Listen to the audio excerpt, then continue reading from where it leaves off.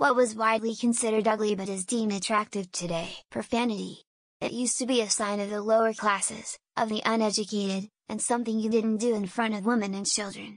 Now a lot of teenage and young women I see are foul-mouthed. With kids, it's part of showing anger, to indicate that you really mean it. As a teacher, being calm and keeping my voice level is a sign of weakness to those kids. Today it is considered attractive to have an unconventional appearance, such as tattoos, piercings, brightly colored hair and unusual style of clothing. In the past this may have been unacceptable and considered ugly, but today it has become fashionable and attractive. Also today, naturalness and individuality are valued rather than standardized beauty and ideals. When I was growing up in the 80s and 90s, the feminine ideal, for not only the widespread media and entertainment industries but also every person I knew, was to be really thin. You'd never have heard of a woman getting butt implants. It was all about losing weight and being as skinny as possible. Now, thickness is the ideal, or at least much more widely admired. I was picked on in the 90s for having thick eyebrows when everyone else was plucking theirs into pencil lines or McDonald's arches. Well, guess who now has a fabulous set of natural on-trend, lightly shaped eyebrows while those bitches are drawing theirs on every morning because they obliterated theirs and they didn't grow back. Mwahahaha. Suntans, being skinny, being thick, underdressing compared to your social status. Overdressing compared to your social status. The list goes on and on. We're in a golden age of niche hotness right now. No matter what you look like, there are plenty of people out there who are into exactly that. In Victorian times, having a tan was considered ugly. Having a tan back then was associated with working outdoors, which is what poor people did. Today it's more associated with going on holiday somewhere hot. So before a tan was thought of something poor people got, now it's wealth and traveling. Big booty fat ass. The amount of fine women I see from 2000s movies who get called fat or chubby on screen when they're like 140 pounds but have nice hips and a booty blows me away. Nowadays everyone wants to have a big poppin' booty, especially because of the Instagrams. The Lake District in the UK, it's hard to believe now, but until the 18th century the Lake District wasn't troubled by tourists. It was seen as an unattractive wilderness. Glasses. It's so associated with nerds and basically every movie, but good-looking people with glasses just become more good-looking.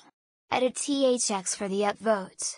Also don't forget people think you're smarter if you wear glasses, so wear them. Fuck contacts. Literally everything on me: glasses, freckles, tooth gap, thick eyebrows, thick thighs, big butt, rolling eyes, face, all things I got bullied for are now popular. Women are tattooing freckles on their damn faces. Being LGBT. I grew up in the late 90s, early 2000s.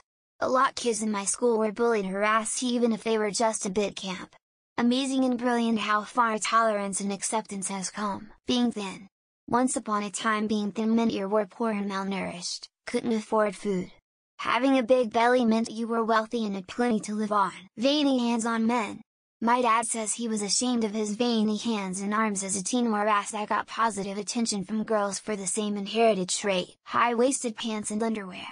Everyone is starting to wear the ugly 80s and 90s stuff that comes up to, or past, their belly button. Low cut all the way. Curly hair. It's wild to see curls get some love. I grew up in a time where you straighten it to a crisp, and wouldn't think of leaving home with texture. As a hairstylist, mullets.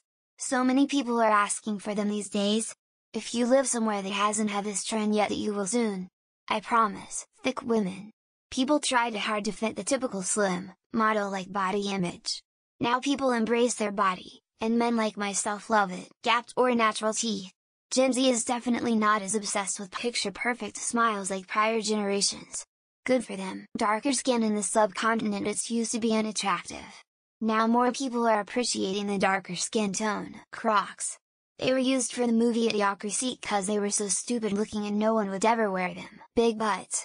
I can't believe when women asked, does this dress make my butt look big? They wanted to hear no. I never thought it was ugly, but growing up I've seen other people say that freckles are unattractive. Tattoo. When I was young, only people who did transient jobs like working in a carnival and prisoners. Giant beards on men. The mountain man Wild West look came back in full force thanks to Duck Dynasty. The Greeks thought big dicks were for barbarians. I would have been the most cultured Greek. Dad bods, NHS. I couldn't get girls to save my life, Now everyone wants a chubby dude. Out of all the trends I thought would stay dead, it was the mullet, but here we are. Big butts. Finally the rest of the world has recognized the beauty of a big ass. Ginger hair. I think it's beautiful. I don't know why anyone would ever dye it. Being thin. For most of human history, the Stone Age, it was hot to be thick. Those butthole looking fake lips, I miss when people looked like themselves. THSCC. Source: a skinny girl I swear we're falling out of fashion. Lamau. The Eiffel Tower was despised by a lot of people when it was first built. Big lips. Which led to lip injections invention, aka duck face. Finally, the day has come for us four-eyed folks to shine. Cool face. Those gross sucked-in cheekbones from buccal fat removal. Thick eyebrows. Too bad mine were victims of the 90s. Dad's shoes, chunky athletic trainers, for example New Balance.